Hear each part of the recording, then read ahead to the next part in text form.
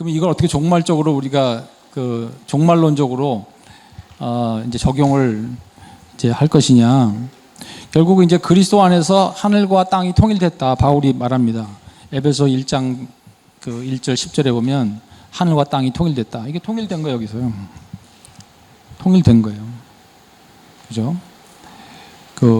그리고 이 하늘이라는 거는 지금 이 우주적인 하늘을 말하는 거 아니에요. 저 위에 어떤 저 우주선 타고 가는 하늘이 아니에요. 이거는 눈에 보이지 않지만 이건 그리스도가 들어가신 하늘인데 이거는 그리스도의 성육신과 십자가와 부활을 통해서 만들어진 하늘이에요. 이게 중요합니다. 그 전까지는 아직 그리스도가 오지 않았어요. 그죠? 그래서 이 하늘은 구속적인 하늘이에요. 예, redemptive, cosmic 하늘이 아니에요. 우주적인 하늘이 아니고 redemptive 하늘이에요. 구속적인 하늘을. 근데 이게 통일됐다고 바울은 얘기해요. 물론 아직 완전히 통일되지 않았어요. 바울이 뭐라고 말합니까? 고린도전서 15장 24절에 이제 아들이 그 나라를 아버지께 바칠 때가 온다 그랬어요. 그러니까 그 나라는 지금 영어로 말하면 이제 provisional이라고 그래요. 임시적인 거예요. 그리고 이 나라를 나중에 아버지께 바칠 것이다. 고린도전서 15장 24절. 그러니까 지금 그렇지만 이미 여기에 하늘과 땅은 통일돼서 우리가 하늘에 있지만 하늘에서 땅에 지체를 죽이면서 살아가는 그런 지금 특별한 이 시기에 우리가 살고 있는 거예요. 그러니까 땅과 하늘이 겹쳤다고 볼 수도 있고 지금 통일됐다고 그랬으니까 겹쳤다고 볼 수 있고 이 공간이 이제 같이 겹친 거예요. 이 세대와 그 오는 세대가 겹친 거야. 바울이 이 세대와 오는 세대를 얘기 많이 해요. This age하고 coming age라고 그래요. 이 세대는 뭐예요? 악한 세대. 이 악한 세대. 이 악한 세대. 이건 공간적 개념이에요. 이 악한 세대라는 거예요. 예? 이 흑암의 권세에서 우리를 건져다가 그 아들의 나라에 우리를 옮기셨다. 골로새서 1장 13절 말씀이죠. 그러니까 공간적 개념이에요. 이 세대는, 이 악한 세대는 공간적인 거예요. 그런데 그 공간에 지금 이 하늘이라고 하는 그 아들의 나라가 들어온 거야. 침입을 한 거예요. 침투한 거예요. 그래서 이게 지금 두 공간이 겹쳤어요. 그러니까 우리는 지금 그 겹친 공간 속에 살고 있는 거예요. 시민권은 하나님 나라인데 실제로 우리 몸은 아직 이 땅에 지금 살고 있는 겹친 그러니까 이게 긴장이 있는 거예요.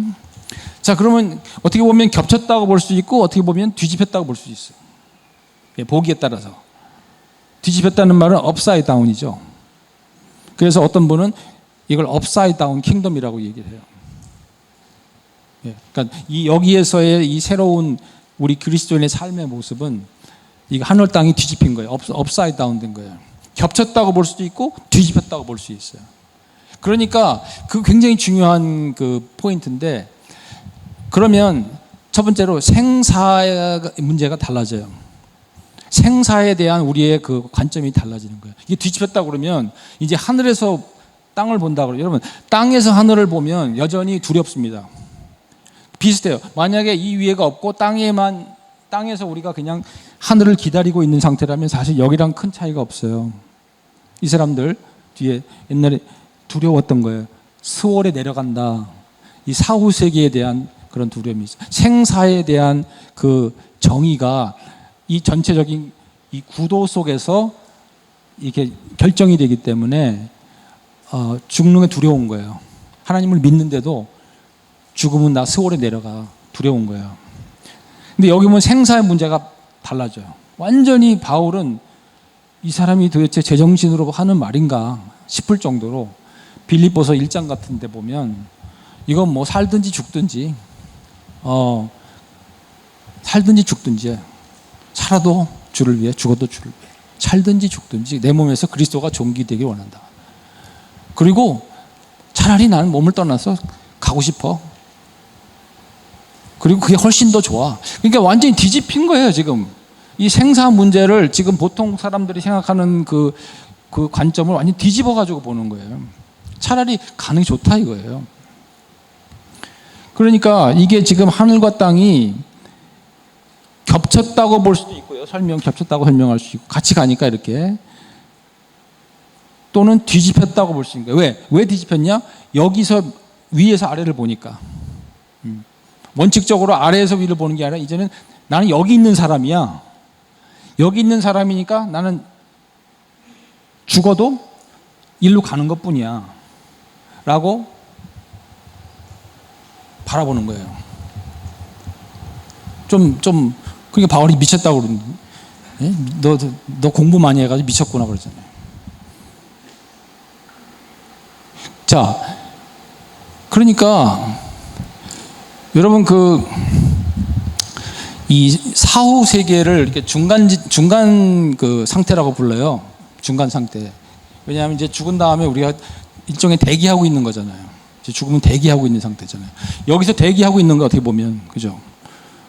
여기 있지만 이제 죽으면 몸은 땅으로 들어가지만 여기서 대기하고 있다가 여기에 오면은 이제 그 나라를 아버지께 바친다. 완전히 여기서 이제 몸과 다시 이제 합쳐지는 건데, 그러니까 여기에 대해서 굉장히 큰 기대감을 가지고 있는 거예요, 바울이.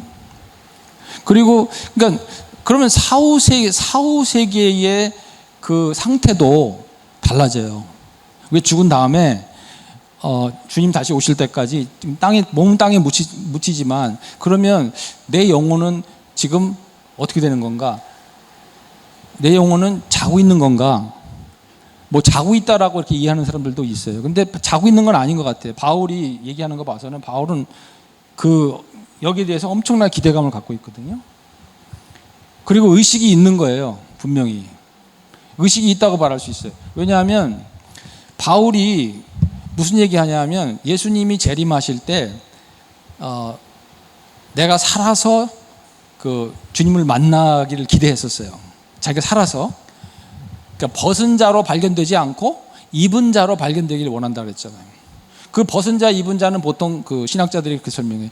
벗은 자는 뭐냐면 죽은 거. 주님 오실 때 내가 땅에 묻히고 영혼은 여기에 지금 가 있는 그 상태에서 주님을 맞이하는 게 아니고 땅에 아직도 살아있을 때에 주님 맞이하기를 원한다.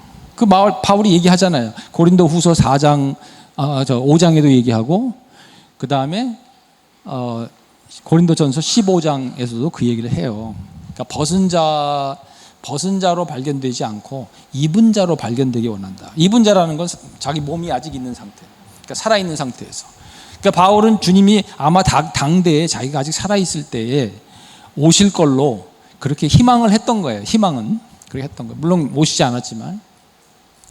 자, 그 말은 무슨 뜻이에요? 정말 이 신학자들이 책상에 앉아가지고 이런 생각만 하니까 굉장히 똑똑한 것 같아요. 바울이 그 말을 한 거를 보니까 그 신학자가 뭐라 그러냐면, 바울이 분명히 벗은 자로 발견되지 않기를 원한다. 그리고 나는 입은 자로 발견되기를 원한다. 그렇다면 거꾸로 말하면 벗은 자와 입은 자의 그 상태의 차이를 안다는 뜻 아니냐 이거예요. 이해가 되십니까? 아니까 벗은 자가 아니고 입은 자로 발견되기를 원한다 한 거 아니에요. 벗은 자가 만약에 무의식이고, 그러니까 그 죽은 다음에 우리가 그 영혼이 여기에 가서 의식도 없고 그냥 잠자는 것처럼, 그냥 여기에서 만약에 아브라함 같은 경우에 지금 그러면 수천 년 동안 지금 잠만 자고 있는 거예요. 그죠? 여기 죽은 사람들은, 아담 이후로부터 죽은 사람들은, 믿는 사람들은 다 잠만 자고 있는 거 아직까지. 무의식으로 그냥 기다리고 있는 거예요. 어떻게 보면. 그거는 아니다. 만약에 바울이 벗은 자가 아니라 입은 자로 발견되기 원한다고 했을 때는 벗은 자가 벗은 자의 그 상태가 어떻다는 것을 의식을 하기 때문에 그렇게 말한 거 아니냐. 만약에 의식 못했으면 따질 이유가 없잖아요. 굳이 벗은 자로 발견된다고 말할 필요가 없는 거 아니에요. 그냥 어차피 자고 있는데, 무의식인데, 차이가 없는데 뭘 그런 얘기를 하겠어요. 그런데 그 차이를 얘기했다는 거는, 바울은 사후 세계에 우리가 들어갔을 때 안다는 그 상태가 어떻다는 것을 알고 있다는 의식이 있다는 거 아니에요. 그리고 뭐 그거야 뭐 이미 얘기했죠. 나는 몸을 떠나서 주와 함께 있고 싶다고 얘기를 했으니까 그건 분명히 좋으니까 그 얘기를 했지. 만약에 그냥 잠만 자고 아무 의식이 없다 그러면 뭐하러 그런 얘기를 하겠어요. 자, 그렇다면 이제 이 얘기를 왜 하냐면 결국 다시 돌아와서 여기에 와서 예수님의 십자가 부활과 이 승천을 통해서 열린 이 새로운 시대에 하늘과 땅이 이제 겹치고 통일되고 혹은 뒤집혀서 이제는 하늘의 관점에서 땅을 보기 시작하는 여기에서 파워가 나온다는 거예요. 어마어마한 그 파워가 나오는 거예요. 실제로 보통 우리가 사람들이 생각하는 그 생사의 어떤 그 기준도 초월할 수 있는 그런 파워가 여기에서 지금 나오고 있다. 그러니까 바울 같은 사람들의 입에서 나오는 말들이 그걸 보여주고 있는 거예요. 그러니까 심지어 정말 죽음을 기대하는 정도, 그리고 그 사후의 세계를 너무나 기대하고 기다리고 있고, 얼마나 좋으면 뭐 3층천까지 올라갔다 온 사람이니까 바울은 뭘 좀 알기 때문에 그런 소리를 했지 않았겠어요? 자, 이게 하나의 저는 큰 우리 믿는 사람들한테 사후 세계에 대한 기대감을 갖는 것이 중요하다고 저는 생각해요. 그래야 우리가 여기서 어떻게 살아야 될지를 결정할 수가 있어요. 그리고 더 용기 있게 확신 있게 살 수가 있는 거죠.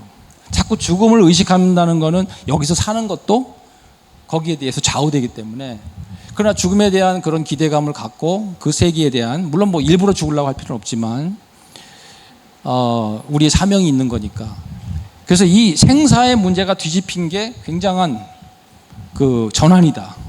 이 종말론이 이 새 언약이 가져온, 여기에서는 누리지 못했던 그 축복을 여기에서 이제는 누리고 있다. 그리스도와 함께 여기 앉아서 성령님의 그 내주하심을 통해서 나 그냥 혼자 개인을 나만을 그냥 구원시키고 거듭나게 하고 뭐 거룩하게 만드는 것만으로 끝나는 게 아니라 실제로 땅과 하늘을 뒤집어서 볼 수 있도록 만드시는 분이 성령님이시다. 예. 그러니까 정말 성령께서, 성령 충만한 사람은 그런 사람이라는 거죠. 성령 충만한 사람은 어떤 사람이냐? 생과 사를 뒤집어서 볼 수 있는, 그리고 여기에서 보면서 땅에서 십자가를 지고 고난을 감당할 수 있도록 등이, 차라리 그냥 가고 싶다라고 하는 사람한테는 어떻게 겁을 주겠어요, 여러분? 그죠? 차라리 나 여기 가고 싶다라고 하는 사람한테 뭐 겁날 게 뭐가 있냐는 거예요. 그러니까 바울을 보면 그런 사람이죠. 그래서 이게 굉장히 큰 어떤 이 세계관의 변화를 가져오는 그런 부분이 있고요. 이 소망에 대한 얘기는 아까 좀 했기 때문에 제가 이제 이거는 건너뛰겠고, 생과 사 얘기했고, 그 다음에 이제 결국은 이 안식의 문제인데, 하늘의 안식이 주는 이 자유함, 땅에서 여기서 자유함을 어떻게 우리가 누릴 수 있느냐? 여기에서 안식을 얻어야 자유를 얻을 수가 있어요. 네. 그러니까 지금 여기서 쉬고 있는 거예요. 그래서 아까 그게 중요한 거죠. 멜기세덱의 반찬은 앉았다 그랬어요. 앉았다. 멜기세덱의 반찬은 앉는 거예요. 근데 아론의 반찬은 서 있는 거예요. 서 있는 건 쉬지 못하는 거예요. 근데 멜기세덱의 반찬은 앉는 거예요. 안식이죠. 여러분, 창세기에 보면 하나님이 6일 동안 일하시고 제7일째 안식하셨다 나오잖아요. 그래서 이거를 어떻게 설명을 하냐, 이제 신학자들이 막 이제 머리를 이제 고민을 한 거예요. 아니, 하나님이 안식하셨다는 게 도대체 뭘까? 하나님이 뭐 피곤하신가? 그러니까 우리의 그 생각대로 이렇게 말하자면 우리는 일하고 피곤하니까 쉬고, 이 시간적으로 우리 생각하잖아요. 시간적으로 6일 동안 일하고 하루 쉬고. 그러나 하나님이 안식하셨다, 이거는 절대로 피곤해서 하나님이 쉬었다라는 그런 뜻으로 이해할 수는 없다는 거예요. 그래서 존 머리라고 하는 그 신학자는 바로 하나님의 그 안식은 바로 이 영혼을 뜻한다 그래요. 영혼. 이 상태를 뜻한다는 거죠. 그래서 우리가 그 하나님의 안식에 들어가는 것이 필요하다는 거예요. 그래서 히브리서에 보면 하나님이 저들이 나의 안식에 들어오지 못했다 얘기하잖아요.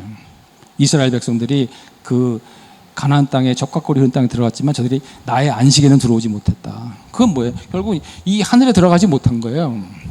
그런데 이제는 그리스도 안에서 그 안식에 들어간 거죠.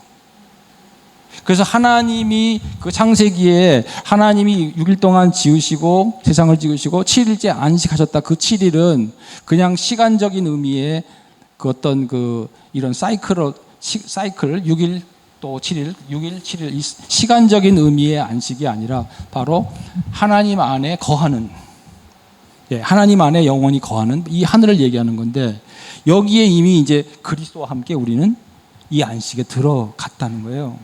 왜? 휘장 안에 들어갔으니까. 그리고 앉았으니까. 그죠? 그러면 이 안식이 주는 의미는 뭐냐? 바로 땅에서 이제는 하루가 아니라 전체를 다 그 안식 안에서 사는 거예요. 그래서 여러분, 이게 주일이, 안식일이 제7일에서 첫날로 바뀐 거는 날짜 순서 바뀐 건 아니에요. 날짜 순서 바뀐 게 무슨 의미가 있어요? 7일이 첫째 날로 바뀐 게 무슨 의미가 있어요? 시간만 바뀐 건데. 그죠? 진짜 의미가 있으려면 뭐냐면, 이거는 뭐냐면, 이제는 모든 7일이 다 그리스도 안에서, 그분이 주는 안식 안에서, 그 자유함 안에서 산다는 뜻이에요. 그래서 첫날 예배를 드리는 거예요. 그게 이제 시간상의 어떤 문제가 아니라 이거는 이제 이 공간상의 문제인 거죠. 여기 들어가 있다는 거죠. 그죠? 그래서 이 안식을 얻어야 돼요. 이 안식이 없이는 우리는 자꾸 이 율법을 쫓아가게 돼 있죠. 안식이 없으면 자꾸 뭔가 행위를 통해서 뭘 얻으려고 한다는 거예요. 예수님 말씀하셨어요. 수고하고 무거운 짐진 자들아 다 내게로 오라. 내가 너희를 쉬게 하리라. 그랬어요. 그렇죠? 율법의 정죄에서 자유함을 이제 얻게 해주신 거예요. 자, 그래서 이제 우리는 이미 안식 가운데 거하고 있습니다. 안식 가운데 모든 걸 다 안식 가운데 해야 돼요. 일을 하든 교회에서 봉사를 하든 뭘 하든 전부 그 안식이 없이 하면 짐이 되는 거예요. 그죠?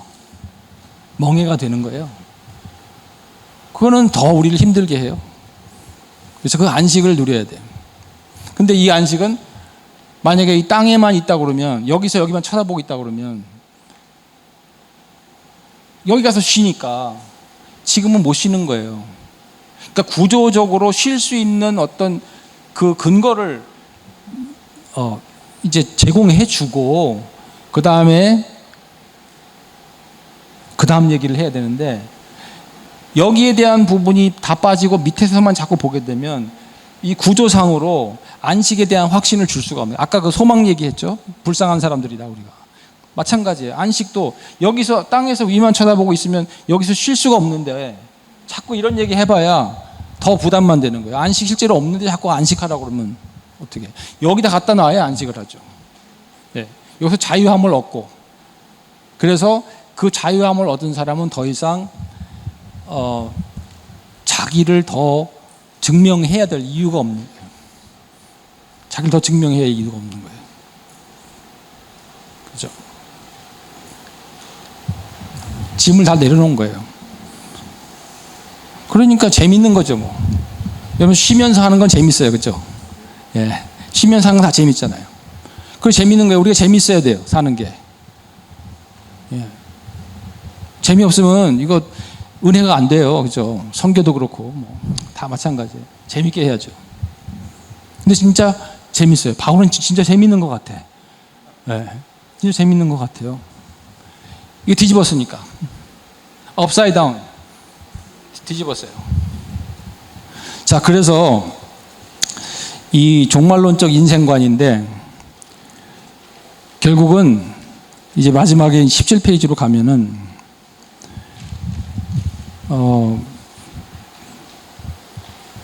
저는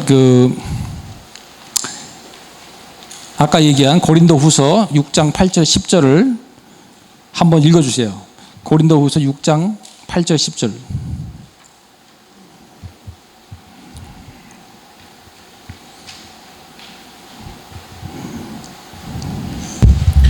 영광과 욕됨으로 그러했으며 악한 이름과 아름다운 이름으로 그러했느니라. 우리는 속이는 자 같으니 참되고 무명한 자 같으나 유명한 자요 죽은 자 같으나 보라 우리가 살아있고 징계를 받는 자 같으나 죽임을 당하지 아니하고 근심하는 자 같으나 항상 기뻐하고 가난한 자 같으나 많은 사람을 부요하게 하고 아무것도 없는 자 같으나 모든 것을 가진 자로다. 아멘. 한 군데만 더 읽어주세요. 고린도전서 7장 29절에서 31절. 형제들아 내가 이 말을 하노니 그때가 단축하여 진고로 이후부터 안에 있는 자들은 없는 자 같이 하며 우는 자들은 울지 않는 자 같이 하며 기쁜 자들은 기쁘지 않은 자 같이 하며 매매하는 자들은 없는 자 같이 하며 세상 물건을 쓰는 자들은 다 쓰지 못하는 자 같이 하라. 이 세상의 외형은 지나감이라. 아멘. 네, 이게 이제 바로 이 땅과 하늘이 통일된 그 사람의 세계관이에요. 그리고 어떻게 보면 뒤집힌 세계관. 이게 겹치면서 뒤집혀가지고 이제 여기에서 아래를 바라보는 사람의 세계관은 어떠냐면 다 지나간다. 그러니까 안에 있는 자들은 없는 자 같이 하고 우는 자들은 울지 않는 자 같이 하고 기쁜 자들은 너무 기뻐하지 말고 너무 슬퍼하지 말고 또 뭐 장사하는 사람들은 물건 없는 것처럼 그렇게 하고 이 세상에 이 외형은 지나간다. 그러니까 아래 것은 다 지나간다. 이제 그거예요. 그러면서 이제 결국은 이제 십자가의 도를 말하는 거예요. 저는 여기서 제일 이제 눈에 들어온 게 뭐냐면 가난한 자 같으나 많은 사람을 부유하게 만드는 이 부분이 제일 여기에 이 구도에 지금 딱 어울리는 적합한 그 부분인데 특별히 이 부분이 들어와요. 바울은 왜 가난하게 살았을까? 바울 정도면 후원비 많이 받았을 것 같은데 선교 후원비. 근데 이 사람은 왜 자꾸 가난하다고 그래? 설마 거짓말한 건 아니겠죠? 설마 뭐 위선적으로 말한 건 아니겠지? 자기는 뭐 많이 받으면서 가난한 자 같으나 뭐 많은 사람을 부유하게 한다. 이거는 너무 위선적인 거 아니에요? 자기도 가난하게 분명히 살았을 거예요. 넉넉하지 않았을 거예요. 자기가 텐트를 만들면서 자기가 살았단 말이에요. 그렇다면 설명은 한 가지밖에 없어. 그거는 바울은 일부러 구하지 않았다는 거예요. 예, 일부러 많은 것을 구하지 않았다는 거예요. 얼마든지 아마 바울 정도면 나가서 모금하고 다녔으면 많이 후원금 받았을지도 몰라요. 그런데 바울은 그러지 않았다는 거예요. 그래서 부족했던 거예요. 그런데 그러면서 실제로 우리가 겉으로는 가난한 자 같지만 우리는 실제로 사람들을 부유하게 하는 사람들이다. 이게 바로 이 땅과 하늘이 통일된 이 세계 속에서 사는 진짜 성도의 모습인 거예요. 하늘과 땅이 이제는 뒤집힌 이 관점에서 이 땅의 것들을 바라보는 사람의 이 모습인 거예요. 그래서 유대인은 표적을 구하고 헬라인은 지식을 구하지만 우리는 십자가의 도를 붙잡는다. 그러면서 이제 결국 그게 뭐예요? 예수님 말씀하신 것처럼 팔복에 심령이 가난한 자가 복이 있고 의에 줄이고 목마른 자가 복이 있다. 이 세상의 복이 아니라 바로 여기에서 나오는 이 복, 하늘의 모든 신령한 복을 그리스도 안에서 우리에게 주셨다 하는 그 복, 받는 자보다 주는 자가 복이 있다. 그러니까 이게 받는 자보다 주는 자가 복이 있다라고 아예 자기의 세계관을 뒤집은 거예요. 그렇죠? 으뜸이 되고자 하는 자는 종이 되어야 한다. 예수님 말씀처럼. 이거 뒤집은 거죠. 으뜸이 되려고 하는 자는 종이 되라. 이 세상은 그게 아니면 거꾸로입니다. 이 세상은 어떻게 하든지 종이 안 되려고 하는 거죠. 크고자 하는 자는 섬기는 자가 되라. 이 세상은 절대로 섬기는 자가 되지 않고 섬김을 받는 것이 성공이지. 그 전부 거꾸로 말하기 시작하는 거예요. 그래서 저는 여기 한 가지 원리, 결국 이제 마칩니다. 이제 15분 남았는데 결국 우리 이 모든 것에, 그러면 여기 이 땅에서 바울처럼 이제 얼마 남지 않았지만 우리의 그 사명이, 우리의 할 일이 여기서 이제 우리가 할 일을 하고 가면 되는 거 아니에요. 할 일 마치고. 그래서 죽기 전에 꼭 할 일을 하나씩 찾으시기 바랍니다. 예. 저는 그렇게 그냥 생각해요. 죽기 전에 할 일, 내 할 일 하나 하고 가면 된다. 그리고 나는 바울처럼 몸을 떠나서 그리스도와 함께 있는 것이 좋다. 오히려 기대감이 돼요. 요즘은 제가 이 죽는 거에 대해서 이제 저도 이제 환갑이 넘어가지고 이제 죽는 거 조금씩 생각을 하는데, 물론 슬프지만 이 대비를 해야 되겠다. 이런 종말론적 이런 그 관점에서, 이 하늘의 관점에서 이제 나도 살아야 되겠다. 그리고 그러면 이 땅에서 내가 뭐 1년을 살든 10년을 살든 이제 바울처럼 내가 할 일만 하고 가면 된다. 내가 할 일만 하고 가면 되는 거예요. 내가 이 땅에서 반드시 하고 갈 일이 뭔지를 찾는 거예요. 이게 가장 우리의 행복이에요. 그러면 이것은 이제는 섬김으로 바뀌어야 돼요. 우리의 삶의 기준이 땅과 하늘이 바뀌었잖아요. 이제 뒤집혔잖아요. 통일됐잖아요. 그러면 이제는 섬김으로 바뀌어야 돼요. 그래서 여기서 중요한 것 제가 하나를 발견했는데, 그게 뭐냐면 바로 그 마태복음 20장에 나오는 예수님의 말씀, 이방인의 집권자들이 그들을 임의로 주관하고 그 고관들이 그들에게 권세를 부리는 줄 너희가 알거니와 너희 중에는 그렇지 않아야 하나니 너희 중에 누구든지 크고자 하는 자는 너희를 섬기는 자가 되고 누구든지 으뜸이 되고자 하는 자는 너희 종이 되어야 하리라. 여기서 이 주관한다고 하는 그 말이 그 헬라어로 카타큐리오라고 하는 단어인데 여기 나왔죠. 이 카타큐리오는 창세기 1장 28절에 나와요. 거기 보면 하나님이 그 아담과 하와를 이제 그 사람을 만드시고 그 명령을 하시잖아요. 그 생육하고 번성하고 땅에 충만하고 그 다음에 관리하고 정복해라. 거기서 정복한다는 그 말이 그 70인역은 이제 히브리어 성경을 헬라어로 바꾼 거예요.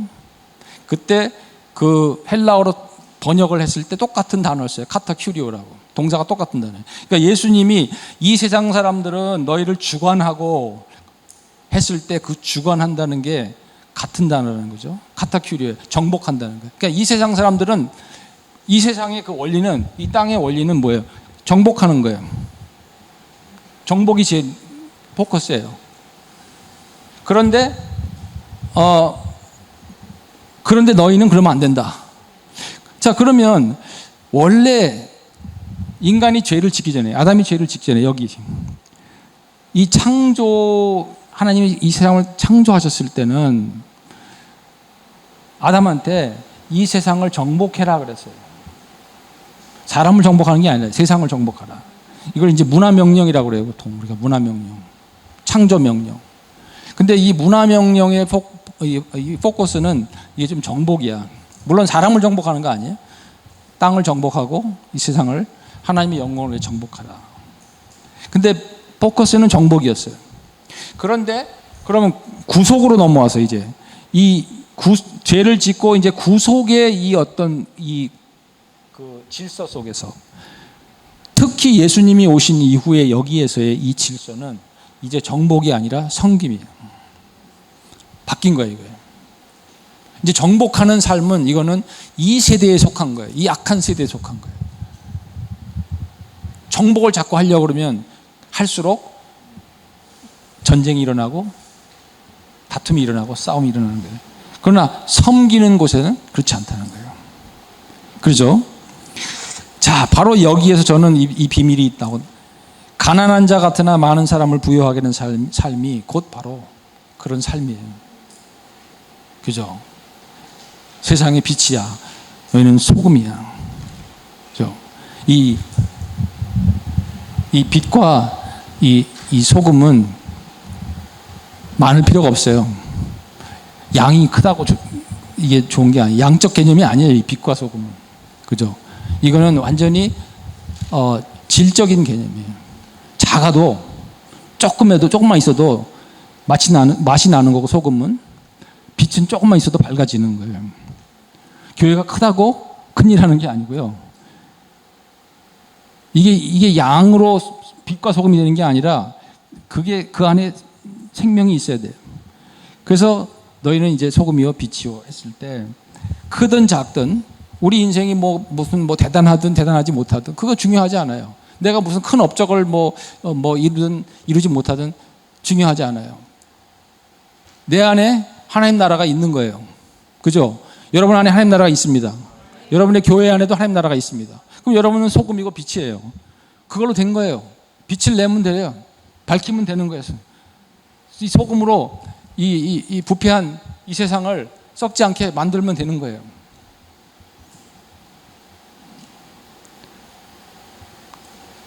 작은 일에서도 달라야 되는 거죠.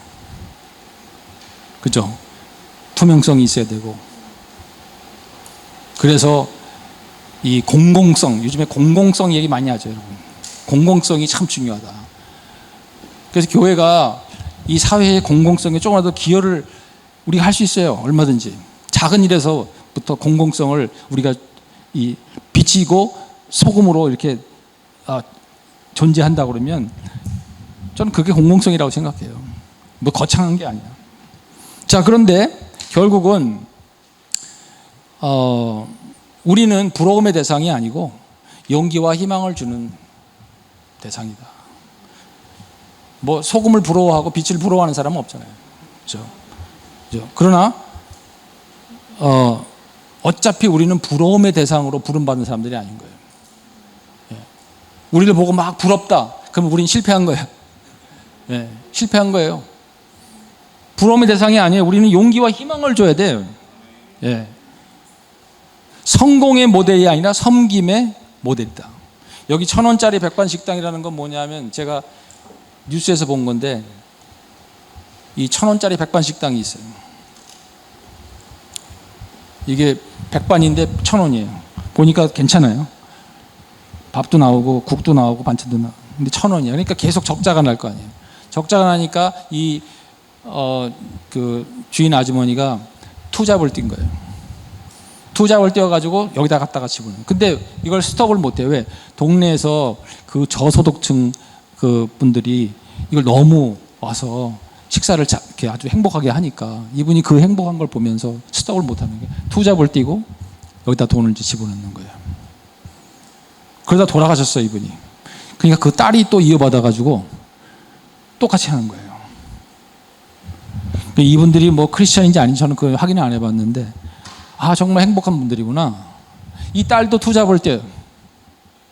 그래서 그 돈 벌어가지고 이쪽으로 집어넣는 거예요. 다른 사람을 행복하게 만들어주고 그 사람들을 섬기는 것이 자기의 행복이야. 이분들이 이런 종말론을 알아서 그렇게 하는지는 모르지만 종말론적인 삶을 사는구나. 가난한 것처럼 보이지만 가난한 게 아니에요. 가난한 자 같으나 그랬으니까. 이 키워드는 가난한 자 같으나예요, 여러분. 가난한 게 아니에요. 가난한 자 같으나 많은 사람을 부유하게 한다. 그렇게 살다가 가는 것이 우리 성도에게 행복이다. 이게 종말론적인 삶이다. 정말 내가 땅과 하늘이 통일되고 땅과 하늘이 뒤집혔다고 믿는다면 그렇게 살아야 돼요. 근데 제가 보기에는 많은 경우에 이 윗부분이 없어요. 그러니까 여기서 그냥 가는 거예요. 여기서 올라와서 그러면 왜 여러분들이 한번 질문하세요. 그러면 왜 안 그렇습니까? 왜 많은 그리스도인들이 그렇지 않습니까? 왜 많은 교회들이 그렇지 않습니까? 왜 많은 교회들이 이 땅에서 계속 모으기만 하고 소유하려고 그러고 크게 뭘 하려고 그러고 왜 그렇습니까? 왜 많은 그리스도인들이 섬기고 또 희생하고 십자가를 지고 참 가난하지만 많은 사람들을 부유하게 하는 그런 것이 아니라 왜 땅에서 자꾸 뭔가를 움켜쥐려고 합니까? 라고 질문을 하실 수 있을 거예요. 그거는 이게 없어서 그래요. 여기서 일로 올라와서 나 이제 예수 믿었어? 나 구원 받았어? 그럼 여기서 이제 여기까지 가야 되잖아요. 근데 이건 언제 올지 몰라. 예수님이 언제 오실지, 이게 뭐 장래에 아주 막연한 머나먼 미래에 있는 일이니까 지금 현재 어떻게 해야 되겠어요? 지금 현재 역시 또 섬김보다는 다스림의 그 원칙에 따라서 강해지고 더 부해지고 더 많은 것을 소유해서 그렇게 살다가 혹시 나중에 또 뭐 천국도 가면 더 좋고, 이런 약간 이런 이 모델로 지금 신앙과 이런 세계관이 고정돼 있는 거예요. 고착돼 있는 거예요. 여기서 나오기만 하면 되는 거예요. 그냥 나온 다음에는 그 다음엔 각자 알아서 대안이 없는 거죠. 여기서 내가 그냥 내 능력껏 하는 거예요. 여기서부터는 각자 자기의 능력껏 자기의 믿음대로 또 자기의 어떤 실력대로 여기서 사는 거죠. 자꾸 뭐 비교하게 되고 서로 자랑하게 되고, 부러움의 대상이 되고 그러잖아요. 그건 아니잖아요. 우리가 이렇게 만약에 이것이 정말이라면 바울처럼 이제 이 구도 안에서 우리가 살아야죠. 이걸 받아들여야죠. 그대로 이 세계관을 받아들이고 실제로 이렇다고 믿고 살아야죠. 그렇죠. 그러면 이제는 이렇게 사는 게 아니라 여기까지 올라가서 여기서부터 적든 많든 가난하든 부하든 유명하든 무명하든 상관없는 거죠. 살든지 죽든지 내 몸에서 그리스도가 존귀함을 받기를 원한다. 이렇게 사시는 것이 새 언약의 삶입니다. 이렇게 사시는 분들 되시길 주의 이름으로 축원드립니다. 제가 기도할게요. 하나님 아버지, 사랑하는 우리 그리스도의 보혈교회 귀한 수양회를 통해서 또 잠시 하나님의 말씀을 나눌 수 있는 기회를 주셔서 감사합니다. 이번 짧은 시간이지만 또 많은 얘기를 했지만 제가 떠난 후에도 성령님께서 또 생각나게 하시고 또 이 귀한 또 여러 가지 하나님 말씀의 진리들을 우리 삶에 적용할 수 있도록 도와주시옵소서. 조금씩이라도 그리스도의 십자가와 그 성육신과 십자가와 부활과 승천의 의미가 우리에게 더 깊이 다가올 수 있도록 도와주시옵소서.